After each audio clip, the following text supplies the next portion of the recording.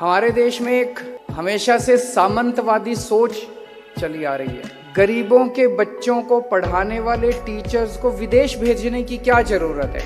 पहले ट्रेनिंग के नाम पे सेमिनार होते थे, उसमें 1000-1500 टीचर्स या प्रिंसिपल्स को इकट्ठा कर लेते थे।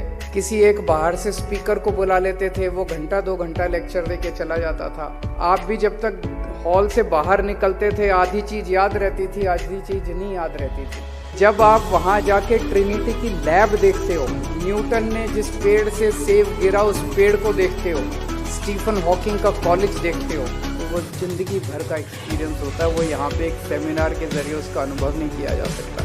कान से सुना हुआ ज्ञान तो एक दिन रहता है, 24 घंटे रहता है, 48 घंटे रहता है, उसके बाद खत्म हो जाता है। लेकिन जो फिनलैंड होके आए, जो कैम्ब्रिज होके आए, जो सिंगापुर होके आए, वो एक जिंदगी भर का अनुभव है।